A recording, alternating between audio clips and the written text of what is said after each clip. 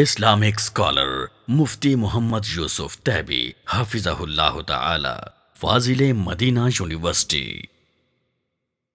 بسم اللہ الرحمن الرحیم الحمد للہ والصلاة والسلام علی رسول اللہ وبعد۔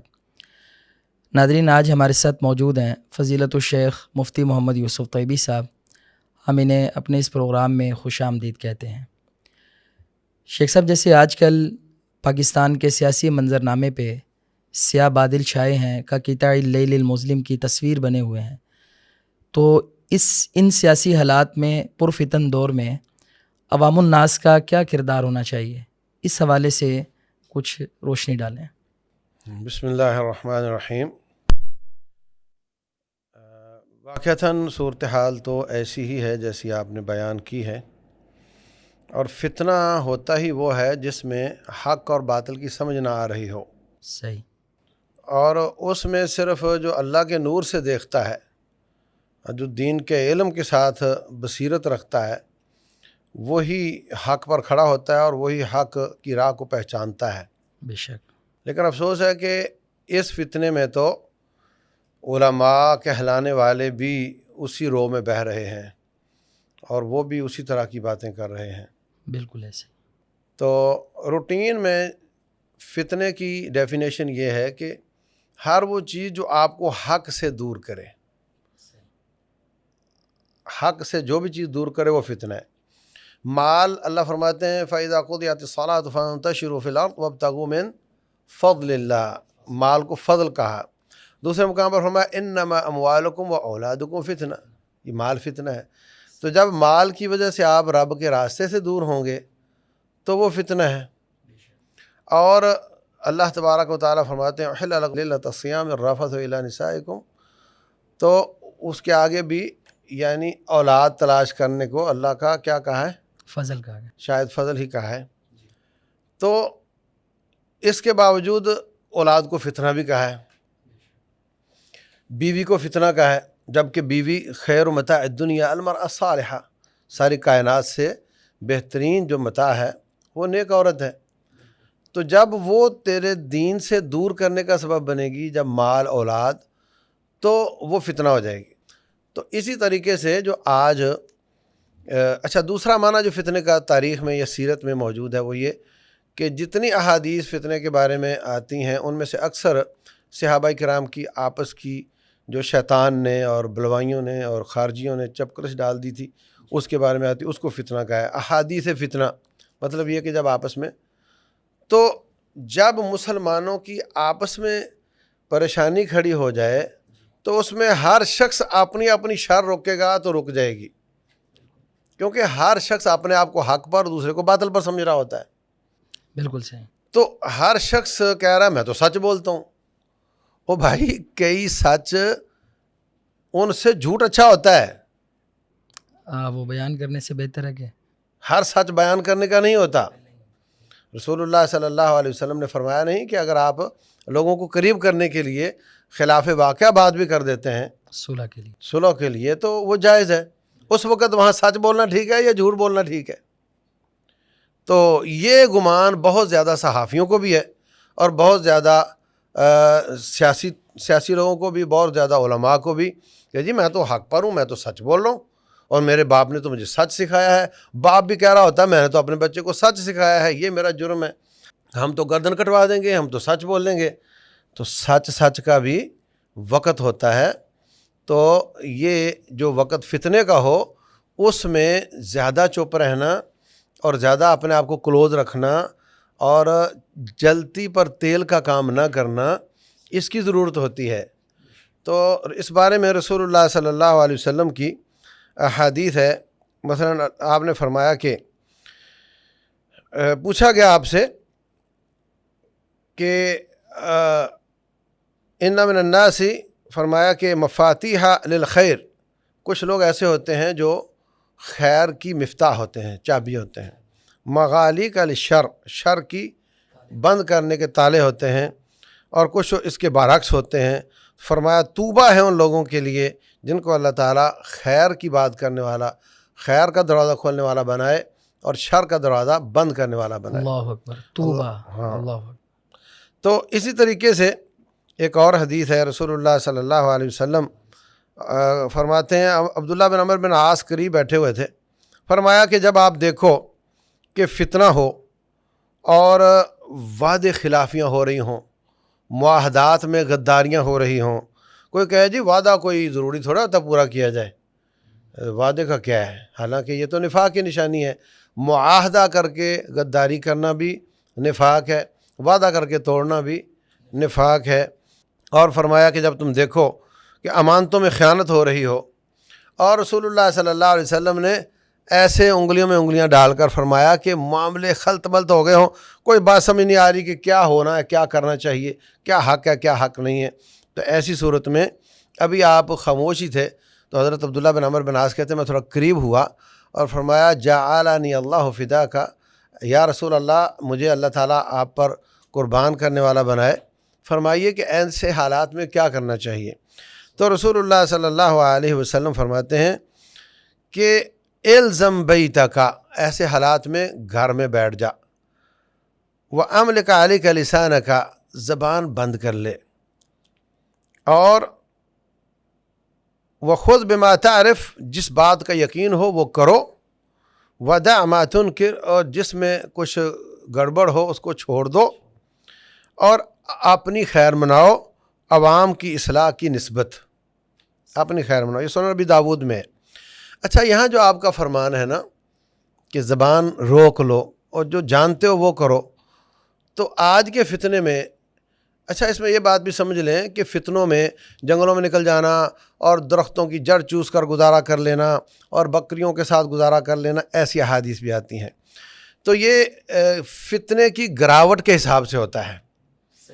مثلا اگر آپ شہرداری میں رہتے ہیں اور آپ برائی کا راستہ بند کرنے والے بنے ہوئے ہیں اور آپ اچھائی کا راستہ کھولنے والے بنے ہوئے ہیں، تو آپ رکاوٹ بنے ہوئے ہیں شر کے سامنے، فتنے کے سامنے، تو آپ کا شہروں میں رہنا زیادہ اچھا ہے۔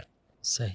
اور اگر آپ نہ شر کا راستہ روک سک رہے ہیں، نہ برائی کا راستہ اور نہ خیر کا راستہ کھولنے والا بن سک رہے ہیں، بس اپنے آپ کو محفوظ کرنے والا بن رہے ہیں، تو یہ احادیث چلیں گی، زبان بند کر لو، تلوار لکڑی کی بنا لو، سمجھے نہیں، زمین کے ساتھ ہو جاؤ، کھڑا ہونے والے سے بیٹھنے والا زیادہ بہتر ہے، بیٹھنے والے سے لیٹنے والا زیادہ بہتر ہے۔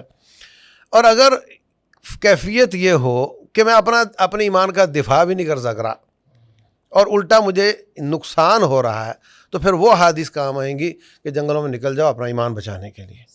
یہ بہت بڑی بات کی ہے میں نے، یہ لوگوں کو سمجھ نہیں آتی اور لوگ ان احادیث کو بھی گڑبڑ کر دیتے ہیں۔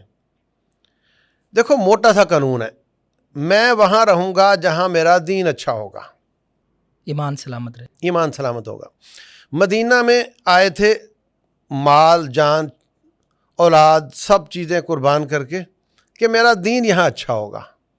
ہم لوگ ہندوستان سے پاکستان آئے تھے کہ یہاں ہمارا دین اچھا ہوگا، یہ نہیں کہ وہاں روٹی نہیں ملتی تھی، ایسا نہیں ہے۔ تو لوگ مجھے پوچھتے ہیں جی ہمارے بغل میں مسجد نہیں آیا تو ہم گھر میں نماز پڑھ لیا کریں، تو میں اس کو کہتا ہوں کہ گھر بیچ مسجد کے پاس چلا جا۔ ابراہیم علیہ السلام فرماتے ہیں رب انی اسکنت من ذریتی بواد غیر ذی زرع عند بیتک المحرم ربنا لیقیموا الصلاۃ۔ کہاں فلسطین چھوڑ کر یہاں آ کر کے نوزائیدہ بچے اور اس کی ماں زچگی میں اس کو میں نے آباد کیا جہاں نہ کھانے کا کھانا ہے، نہ پینے کا پانی ہے، نہ سیکیورٹی ہے۔ ربنا لیقیموا الصلاۃ، تاکہ میری اولاد نمازی ہو جائے۔ اللہ۔ تو ترجیح مسلمان کی اس بات کو ہے کہ جہاں میرا دین اچھا ہے۔ یوسف علیہ السلام اگر عورت کی بات مان لیتے، دین کمزور ہوتا، دنیا اچھی ہوتی، جیل مانگ لی، وہاں میرا دین اچھا ہو جائے گا، دنیا کمزور ہو جائے گی۔ یہ مسلمان کا وتیرہ ہے۔ تو فتنوں میں بھی ایسے ہی ہے، اگر آپ کے اس میں شہرداری میں رہتے ہوئے آپ رکاوٹ بنے ہوئے ہیں تو وہاں رہنا بہتر ہے۔ اگر آپ دفاع میں چپ چاپ بیٹھے ہوئے ہیں، بچ سک رہے ہیں، تو وہاں رہنا جائز ہوگا۔ اور اگر آپ الٹا نقصان اٹھا رہے ہیں، اولاد خراب ہو رہی ہے، تو آپ کو پھر چلے جانا چاہیے ایسی جگہ جہاں آپ کا دین اچھا ہو۔ اسی لیے رسول اللہ صلی اللہ علیہ وسلم فرماتے ہیں کہ انا بریء من کل مسلم یسکن بین ظہرانی المشرکین، میرا اس مسلمان سے کوئی تعلق نہیں جو مشرکوں میں جا کر رہتا ہے۔ تو لوگ جاتے ہیں پیسہ کمانے کے لیے اور وہاں نمک کی کان میں نمک ہو جاتے ہیں، نیشنلٹی لیتے ہیں، فیملیز اور ابھی جو ابھی برطانیہ کا پچھلا وزیر اعظم تھا، کیا نام تھا اس کا، ابھی مجھے نام بول رہا ہے، تو وہ اس کا جو پردادا تھا وہ حافظ قرآن مسلمان تھا، تیسری پیڑھی میں اولاد کیا نکلی، ایسا ہی. تو بالکل وہ ہو گیا. تو میں یہ کہنا چاہ رہا ہوں کہ فتنے میں بچنے کے لیے فرمایا کہ آپ اپنی زبان روکو.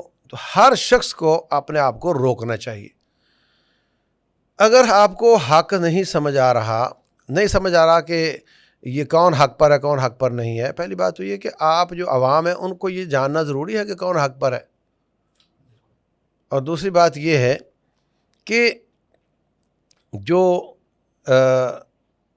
آپ کے کوئی تحقیق نہیں ہے. اللہ تعالیٰ فرماتے ہیں یا ایھا الذین آمنوا ان جاءکم فاسق بنبأ فتبینوا، کوئی خبر آئے اس کی تحقیق کرو، تحقیق آ جائے تو اس کو، ورنہ بغیر تحقیق کے کوئی ایکشن لے بیٹھو گے فتصبحوا علی ما فعلتم نادمین، تمہیں پشیمانی ہوگی. تو اب جو میڈیا بولتا ہے اس کی کس نے تحقیق کی ہے؟ اور شیخ صاحب یہاں پہ یعنی ایک چھوٹی سی بات ہے کہ یہ جو سوشل میڈیا اس وقت اس قدر منہ زور ہوا ہے کہ لوگ کبھی آرمی چیف کے بارے میں، کبھی فوج کے درمیان خلل اور دڑار کے حوالے سے، یعنی اس طرح کی ایسی بے بنیاد باتیں کر رہے ہیں کہ جس سے ہمارا معاشرہ بھی کمزور ہو رہا ہے اور افواج بھی. اس میں آپ سوشل میڈیا کے حوالے سے خاص کیا نصیحت کریں گے، کیا کردار ہونا چاہیے؟ دیکھیں، جو وقت کی حکومت کے خلاف باتیں ہو رہی ہیں اس کی کس نے تحقیق کی ہے کہ وہ سب ان میں پائی جاتی ہیں. بالکل صحیح. اور جو اپوزیشن کے بارے میں باتیں ہو رہی ہیں اس کی کس نے تحقیق کی ہے. اور جو ججوں کے بارے میں ہو رہی ہیں، جو فوجیوں کے بارے میں ہو رہی ہیں، کس نے تحقیق کی ہے. ہمارے پاس تو ایک میڈیا کی خبر ہے، اور ہم تو مسلمان ہیں، ہمیں تو اللہ تعالیٰ نے حکم دیا ہے تحقیق کرنے کا. ہمارے پاس روایت آتی ہے مجھے فلاں نے بیان کیا، مجھے فلاں نے بیان کیا، اس کو فلاں نے کیا، اس کو تابعین نے، اس کو صحابی نے. ہم اس میں دیکھتے ہیں مسلمان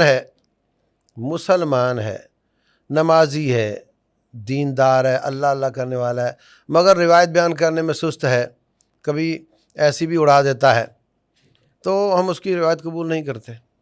محدثین تو اس کی روایت بھی قبول نہیں کرتے جو چلتے میں کھا رہا ہو، نیک ہے، پاک ہے، حافظہ بھی ٹھیک ہے، سب ٹھیک ہے، ننگے سر پھر رہا ہو نہیں لیتے. ایک سنت، معمولی سنت پر بھی جو عمل نہیں کرتا. ہاں، تو اب ہم میڈیا سی خبریں لے کر اس پر ایمان لے آتے ہیں. جس طرح کا رب پر ایمان ہے نا، اس طرح کا ہم سمجھتے ہیں کہ جو کہا گیا ٹھیک ہے، جبکہ اس کا کوئی بنیاد ہی نہیں ہے، بیس لیس ہے. کس نے پوسٹ بنائی، کس طرف ایسے آئی، ہندو بھی کر رہا ہے، یہودی بھی کر رہا ہے، بندے بٹھائے ہوئے ہیں وہ ایک دوسرے کو لڑانے کے لیے. کوئی پی ٹی آئی بن جاتا ہے اور کوئی حکومت بن جاتا ہے اور کوئی فوج بن جاتا ہے، کوئی اینٹی بن جاتا ہے، اور ان کے لاکھوں اکاؤنٹ یہ کام کر رہے ہیں کہ بھئی ان کو لڑاؤ. بلکہ ہمارا سوشل میڈیا کا جو ایشیا کا ہیڈ کوارٹر ہے وہ تو انڈیا ہے. فیس بک، یوٹیوب، ٹویٹر، یہاں سے سارا ہو رہا ہے، ہینڈل ہو رہا ہے. اچھا اب وہ کرتے ہیں تو ہم اس پر ایمان لے آتے ہیں. کہاں آ کر گرے ہیں ہم کہ کافروں کی روایت ہمارے یہاں سچی ہو گئی ہے. کبھی ہم مسلمان کی بھی روایت نہیں مانتے تھے اگر اس میں کوئی تھوڑی کجی ہوتی تھی، اور آج ہم جھوٹی باتوں پہ. اور پھر آپ جانتے ہیں کہ میرا دھاڑا ہے تو اس کے اوپر سر کسی اور کا لگا دو اور پتہ نہیں چلے گا عوام کو.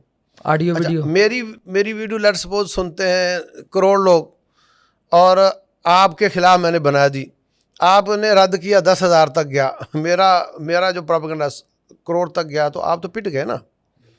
یہ چل رہا ہے. اچھا میرا سارا، آپ کا سارا آپ ہی کا دھڑ ہو مگر آواز کسی اور کی لگا دو اور جو چاہو بلوا لو اس کو. یہ بھی چل رہا ہے. پھر تھوڑا سا ادھر سے کاٹ کے، تھوڑا سا ادھر سے کاٹ کے. اب میں کہتا ہوں کہ کافر کہتا ہے میں اللہ کو نہیں مانتا، ٹھیک ہے، میں کہتا ہوں کہ کافر کہتا ہے میں اللہ کو نہیں مانتا. اب میرا پچھلا حصہ توڑ دو اور اتنا لگا دو میں کہتا ہوں کہ میں اللہ کو نہیں مانتا، اور پروپیگنڈا شروع کر دو کہ دیکھو یہ مولوی کہتا ہے میں تو اللہ کو نہیں مانتا. یہ ہو رہا ہے. تو جب اس قدر دھوکہ ہے، اس قدر فراڈ ہے، اس قدر جھوٹ ہے، اس قدر دجل اور فریب ہے، اور اس پر ہم ایمان لے آتے ہیں کہ نہیں جو کہہ رہا ہے وہ ٹھیک کہہ رہا ہے، اور اگر اس نے اس کو کرپٹ کہا تو وہ واقعتاً کرپٹ ہے، اگر اس نے اس کو ایسا کہا. میں کہتا ہوں جتنا میڈیا کہہ رہا ہے اس سے یہ جتنے لوگوں کا میں نے نام لیا ہے، سیاستدان، عوام، حکومت، اپوزیشن، آپ کے جج، آپ کی فوج، آپ کے جتنے بھی بڑے اسٹیک ہولڈر ہیں، ہو سکتا ہے جتنا ان کے بارے میں کہا جا رہا ہو وہ کم ہو سکتا ہے، لیکن مجھے کس نے اختیار دیا ہے کہ میں اس کو یقین کر کے اس پر پروپیگنڈا شروع کر دوں؟ میں کہتا ہوں کہ یہ سارے بڑے گناہ گار ہوں گے اور انہوں نے واقعتاً اس طرح کے گناہ کیے ہوں گے جو کہے جا رہے ہیں، لیکن اگر میں اس سچ کو آگے پھیلاؤں گا تو اگر بہت بڑا گناہ گار ہو اور 22 کروڑ اس کے گناہ بانٹنے لگ جائے تو ہو سکتا ہے وہ بچ جائے، وہ قیامت والے دن 22 کروڑ اس کے گناہ بانٹ لیں اور وہ بچ جائے۔ آپ جب اس کو برا کہتے ہو تو اس کا گند کیوں اٹھاتے ہو قیامت والے دن؟ رسول اللہ صلی اللہ علیہ وسلم نے فرمایا، بلکہ قرآن نے کہا وَلَا يَغْتَبْ بَعْضُكُمْ بَعْضًا، جب کچھ سمجھ نہ آ رہی ہو فتنے میں تو یہ قرآن تو سمجھ آ رہا ہے نا کہ کوئی کسی کی غیبت نہ کرے۔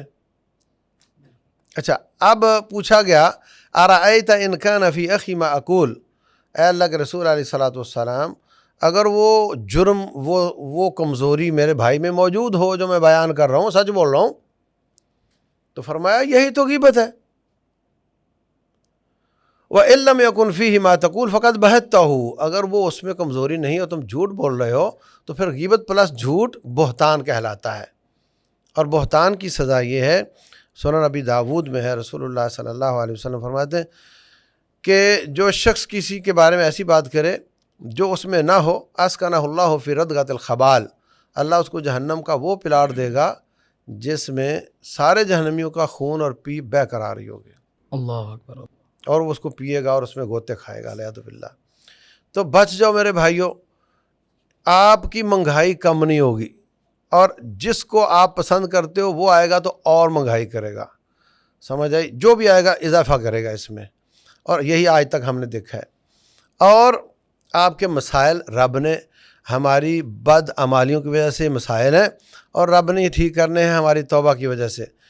آپ ان حکمرانوں کو برا کہو، یہ چلے جائیں گے اور آ جائیں گے، وہ چلے جائیں گے اور آ جائیں گے، تمہاری اصلاح اور خیر خواہی کسی کے ایجنڈے پر ہے ہی نہیں۔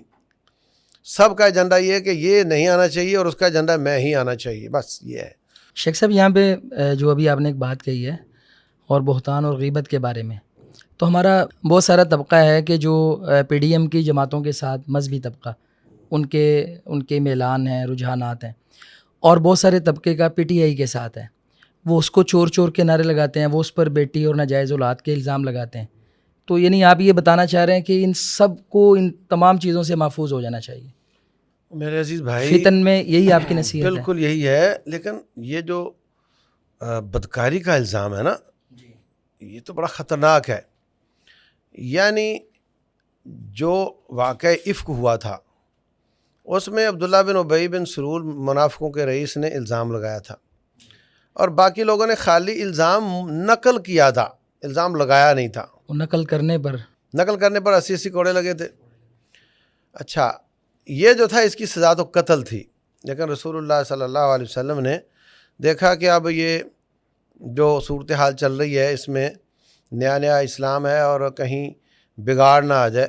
صحیح بخاری میں حدیث ہے اس کی وضاحت میں، آپ نے اظہار بھی کیا تھا، من یعذرنی فی رجل آذی رسول اللہ فی اہلہ صلی اللہ علیہ وسلم، تو اس کو سزا نہیں ہوئی۔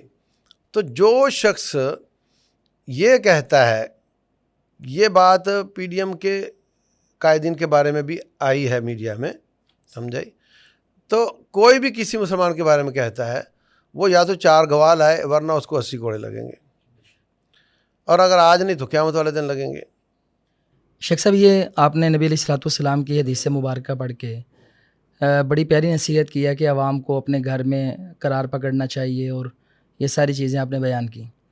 لیکن یہ جو ہمارے اسٹیبلشمنٹ، عدلیہ اور ہمارے حکمران ہیں اس وقت، جن کے ہاتھ میں زمام اقتدار ہے، ان کے بارے میں بھی سورۃ الحجرات کی روشنی میں فاصلحوا بین اخویکم کیا کوئی نصیحت بنتی ہے؟ جن کا کردار کیا ہونا چاہیے؟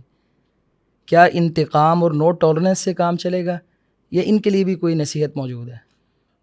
دیکھیں جی، ہر شخص کو اپنے اپنے واجبات ادا کرنے چاہیے۔ جو فوج ہے اس کو اپنے دائرہ اختیار میں جو ان کو واجبات دیے گئے ہیں، اس میں ماشاءاللہ سے تاریخ میں انہوں نے افغان وار میں اور رشیا کے ساتھ اور ناٹو کے بارے میں انہوں نے بہت اچھا کردار ادا کیا، اور اڑوس پڑوس کے ملکوں میں جہاں مسلمانوں کو مدد کی ضرورت پڑی، حرمین سے لے کر فلسطین سے لے کر دور دور تک انہوں نے اپنا کردار پیش کیا، ان کو اسی پر ترکیز کر کے اسی اپنے کردار کو اچھا کرنا چاہیے بالکل اور اس میں ہی زیادہ جوہر دکھانے چاہیے، اور یہ جو گند ہے اس میں ان کو نہیں پڑنا چاہیے۔ اور جو جج ہوتا ہے یہ تو بہت ہی محترم قسم کا ایک رتبہ ہے، تو ان کو تو اپنی عزت کا بہت ہی خیال رکھنا چاہیے، اور کوئی ایسا کام کہ جس کی وجہ سے ان پر انگلی اٹھ سکے، یعنی مواضع تہم جو ہوتی ہے، تہمت کی جگہ، اس سے بھی بچنا چاہیے۔ اور جو علماء ہیں ان کو تو اور زیادہ محتاط ہونا چاہیے، سفید کپڑے والے لوگ ہیں۔ رسول اللہ صلی اللہ علیہ وسلم اعتکاف کی حالت میں ہیں، اور آپ کی بیوی حضرت صفیہ رضی اللہ عنہا روٹی دینے آئیں، تو باتیں کرتے کرتے ان کو الوداع کرتے مسجد کے دروازے تک آ گئے۔ تو ظاہر ہے مغرب کے بعد تھوڑا اندھیرا ہو جاتا ہے، تو دو صحابی آتے ہیں، اور آ کر جب قریب آ دیکھا ہے تو نبی صلی اللہ علیہ وسلم کسی عورت کے ساتھ کھڑے ہیں، تو شرما کر تیز تیز نکل گئے۔ تو آپ نے فوراً ان کو واپس بلایا، فرمایا الا رسلکما، واپس آؤ، ہذہ زوجتی صفیہ، یہ میری بیوی صفیہ ہے۔ تو کہنا کہ حضرت کوئی وضاحت کی ضرورت تو نہیں تھی۔ تو فرمایا کہ شیطان جو ہے نا وہ جسم میں خون کی طرح دوڑتا ہے، تو مجھے خطرہ تھا کہ کہیں تمہارے ایمان سے نہ کھیل لے، اور کما قال علیہ الصلوۃ والسلام۔ تو جو دین سے تعلق رکھنے والے ہیں اور اس طرح کی قضاء سے تعلق رکھنے والے ہیں، ان کو خصوصی طور پر اور باقی سب کو عمومی طور پر بہت ہی محتاط ہو جانا چاہیے اس بارے میں، اپنی عزت بچانے کے بارے میں، کہ کوئی ان کی طرف میلی نگاہ سے نہ دیکھے، اور عوام کو بھی ان کی قدر بھی کرنی چاہیے، ان کا احترام بھی کرنا چاہیے۔ اس وقت صورتحال یہ ہے کہ جس کو حکومت ملتی ہے وہ ان دونوں اداروں کو اچھا کہتا ہے، اور جس کو چھن جاتی ہے وہ ان دونوں کو برا کہہ رہا ہوتا ہے۔ تو یہ بہت بری صورتحال ہے، ان کو بھی اپنی اصلاح کی ضرورت ہے۔ اور وہ تو میرے آڈینس ہیں نہیں، جو میری بات سننے والے ہیں، میں اپنے آپ کو اور ان کو یہ نصیحت کرتا ہوں کہ حق، سچ بات کسی کے خلاف ہو اس کو منتقل کرنا وہ غیبت ہوتا ہے، بھائی کا گوشت کھانے کے برابر ہوتا ہے، اور اگر وہ جھوٹ ہو تو وہ بہتان ہوتا ہے، اور ہم جتنی پوسٹنگ اور جتنی فارورڈ کر رہے ہوتے ہیں وہ سارا ان دو قبیل سے ہی ہے۔ اور بسا اوقات ہم جھوٹ بھی اللہ پر، اس کے رسول صلی اللہ علیہ وسلم پر بھی جھوٹ اس کو پھیلا رہے ہوتے ہیں۔ اور رسول اللہ صلی اللہ علیہ وسلم فرماتے ہیں، میں نے معراج کی رات دیکھا کہ ایک شخص کو کینچی کے ساتھ ایک فرشتہ ناک سے کاٹ کے گدی تک جا رہا تھا، پھر منہ سے کاٹ کے گدی تک جا رہا تھا، اور جب ادھر سے فارغ ہوتا تو ادھر کاٹنا شروع کر دیتا، اور جب ادھر کاٹتا تو یہ درست ہو جاتا، پھر واپس آ کے ادھر سے شروع کر دیتا۔ قیامت تک یہی کچھ ہوگا۔ کہا کیا ہوا؟ کہا یہ کانا یکذب کذبۃ تبلغ الآفاق، کہ اس کا جھوٹ آفاق تک جاتا تھا۔ تو اس کا صاف مطلب ہے کہ وہ ٹویٹر استعمال کرتا ہوگا، وہ فیس بک کرتا ہوگا، تو آفاق میں دنیا میں جھوٹ پھیلتا ہے۔ یعنی اس حدیث کے یہ زاویہ عہد نبوت میں بھی واضح نہیں تھے، جو آج یہ معجزہ ہے نبی صلی اللہ علیہ وسلم کا، کہ انہوں نے آج کے بارے میں یہ بات بتا دی کہ جھوٹ بولتا تھا آفاق تک جاتا۔ اس زمانے میں تو نہیں جاتا تھا، اس زمانے میں جھوٹ کو آفاق تک پہنچانا بہت بڑا بہت مشکل تھا۔ تو بہر صورت ہمیں اپنا ہاتھ روکنا چاہیے، ہمیں اپنے بچوں کو نصیحت کرنی چاہیے۔ غلط اگر فوج ہے، اگر عدالت ہے، اگر حکمران ہے، اگر اپوزیشن ہے، تو یہ برسوں سے غلط ہے۔ اب کوئی یہ نئے مسئلے نہیں ہیں آج، لیکن آج اس میڈیا نے جو ہم نے بچوں کو دے دیا ہے، اس نے اس غلط کو بڑھاوا دیا ہے، جلتی پہ تیل ڈالا ہے۔ ہاں، اس وجہ سے زیادہ فتنہ بنا ہے۔ تو حدیث جو میں نے آپ کے سامنے عرض کی ہے، ہمیں اپنے ہاتھ کو روکنا ہے، ہمیں اپنی اصلاح کی کوشش کرنی ہے، اور جب ہر شخص اپنی اصلاح کرے گا تو معاشرے کی اصلاح ہو جائے گی۔ اور جو آئی آگے بھیج دی، ولا یسخر بعضکم بعضا، کوئی شخص کسی کا مذاق نہ اڑائے، قرآن کہتا ہے، اور ہم مذاق اڑا رہے ہوتے ہیں۔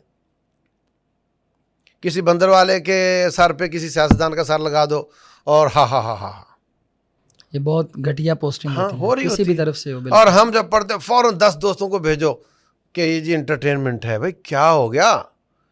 یہ انٹرٹینمنٹ کس طرح کی ہے؟ آپ تو مذاق اڑا رہے ہو، قرآن کریم کی مخالفت کر رہے ہو۔ تو جب حق سمجھ نہ آ رہا ہو تو قرآن کے سنہرے اصولوں پر تو ہمیں چلنا ہے، اس کا حکم ہے غیبت غلط ہے، جھوٹ غلط ہے، امانت میں خیانت غلط ہے، وعدہ خلافی غلط ہے، گالیاں بکنا غلط ہے. یہ منافق کی 4 نشانیاں بیان کی ہیں رسول اللہ صلی اللہ علیہ وسلم نے. تو ہمیں ان سے بچنا چاہیے اور ہمیں اپنے گناہوں سے توبہ کرنی چاہیے، اور جن کو ہم برا کہتے ہیں ان کے گناہوں کو نہیں اٹھانا چاہیے، اور ان کی اصلاح کے لیے جو آپ سے ہو سکتا ہے کم از کم دعا اور اپنی اصلاح کرنے کی کوشش کرنی چاہیے. یہ طریقہ ہے فتنوں میں محفوظ رہنے کا. اور جس ڈگر پہ ہم چل رہے ہیں یہ تو دشمن ہمارا تماشا دیکھ رہا ہے. میں ایک مثال دے کر بات کو ختم کرتا ہوں. جس طرح خرگوش اور کچھوے کی کہانی ہمارے یہاں ہوتی ہے نا، اس طرح کی کہانیاں عربوں میں بھی ہیں. تو ایک کہانی ہے کہ قتل تو یوم قتل الثور الابیض. کہتے ہیں جنگل میں 3 بیل تھے، ایک لال تھا، ایک کالا اور ایک سفید تھا. تینوں بڑے متحد رہتے تھے اور شیر ان سے ڈرتا تھا اور بے فکر ہو کر گھومتے تھے. ایک دن شیر کو بھوک لگی تو اس نے آ کر کے لال اور کالے سے بات کی. کہا یہ سفید جو ہے نا بڑا مغرور ہے، تمہیں تو کسی خاطر میں نہیں مانتا یہ. تو کہنے لگے بات تیری ٹھیک ہے لیکن ہم کر بھی کیا سکتے ہیں، کار میں خود ہی لوں گا، آپ بس ہولڈ رکھو اپنے آپ. اس کو کھا گیا، ایک بیل کو سفید کو کھا گیا. پھر کالے کے پاس آ گیا تھا، یہ لال مغرور ہے، اسی طرح کی بات کی تو اس کو کھا گیا. پھر آیا ایک دن وہ کالے کے پاس، حملہ کرنے لگا تو کہتا ہے 1 منٹ مجھے ایک جملہ بولنے کی اجازت دے، تو کھا تو نے مجھے جانا ہی ہے. تو اس نے جملہ بولا قتلت یوم قتل الثور الابیض. میں آج قتل نہیں ہو رہا، میں اس دن قتل ہوا تھا جب تو نے میری مدد سے میرے بھائی سفید والے کو کھایا تھا، جب میں استعمال ہوا تھا. ہاں میں اسی دن ہی مر گیا تھا.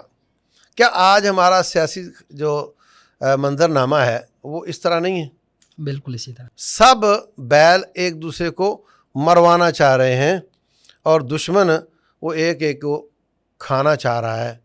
ملک کمزور ہو رہا ہے اور فوج کمزور ہو رہی ہے، اور ایٹم بم کے سودوں کی باتیں چل رہی ہیں، سی ٹی بی ٹی کی باتیں چل رہی ہیں، اور مطلب جس طرح غریب آدمی زیور بیچ کے روٹی پوری کرتا ہے، یہ اس طرح کی باتیں چل رہی ہیں. اور یہ صرف اس وجہ سے کہ ہم ایک دوسرے کو کاٹ کھانا چاہتے ہیں اور دشمن سب کو کاٹ کھانا چاہتا ہے. وَأَطِيعُوا اللَّهَ وَرَسُولَهُ وَلَا تَنَازَعُوا فَتَفْشَلُوا وَتَذْهَبَ رِيحُكُمْ. اللہ فرماتے ہیں اللہ اس کے رسول صلی اللہ علیہ وسلم کی بات مانو، آپس میں تنازع نہ کرو، تمہاری ہوا اکھڑ جائے گی اور دشمن تمہیں اور تم ذلیل ہو جاؤ گے. فَتَفْشَلُوا، تم ناکام ہو جاؤ گے، دشمن کامیاب ہو جائے گا. رسول اللہ صلی اللہ علیہ وسلم یہ دعا مانگا کرتے تھے، ہم سب کو مانگنی چاہیے. اللہم انی اعوذ بک من جہد البلاء. یا اللہ ہر قسم کی مصیبتوں، اس کی پریشانی سے محفوظ رکھ. و درک الشقاء، اور بدبختی حاصل کرنے سے ہمیں محفوظ رکھ. و شماتۃ الاعداء، اور ایسا کام کرنے سے ہمیں بچا جس سے دشمن تالیاں بجائے خوش ہو. آج انڈیا کا میڈیا ہم پر ہنس رہا ہے اور وہ مذاق کرتا ہے، ہر پارٹی کو مذاق کرتا ہے، فوج کو مذاق کرتا ہے، اور پورا دنیا خوش ہو رہی ہے کہ پاکستان کا کیا حال ہو رہا ہے. اللہ سے ڈرو اور سب کے سب اپنی اپنی شر کو روکو، خیر کے دروازے کھولنے والے بنو، شر کے دروازے بند کرنے والے بنو. اور جو میری عوام، میرے ساتھی ہیں، ہم سب اپنے اپنے ہاتھ کو روکیں اور اس فتنے کو بڑھاوا دینے والے نہ بنیں. اللہ تبارک و تعالی ہم سب کو عمل کی توفیق دے. ناظرین، آج کے اس پروگرام میں ہمارا یہ جو پاکستان کا سیاسی منظرنامہ ہے، اس حوالے سے جو فتن ہے اس پر ہماری سیر حاصل گفتگو ہوئی اور ہم نے نصائح سنی. خلاصہ یہ ہے کہ نہ نیا پاکستان، نہ پرانا پاکستان، نہ تمہارا نہ ہمارا، ہمیں اسلام کا نظریہ پاکستان کا پاکستان چاہیے جس پر ہمارا یہ ملک بنا. ہمارے اس پروگرام کے کرنے کا مقصد کیا ہے؟ گرچہ بت ہیں میری جماعت کی آستینوں میں، مجھے ہے حکم ادا لا الہ الا اللہ. ہم نے اسی نظریے کی بنیاد پر، خیرخواہی کی بنیاد پر یہ پروگرام کیا ہے. اللہ تعالیٰ اس کے توسط سے عوام کی بھی اور حکام کی بھی سب کی اصلاح فرمائے. والسلام علیکم ورحمۃ اللہ وبرکاتہ.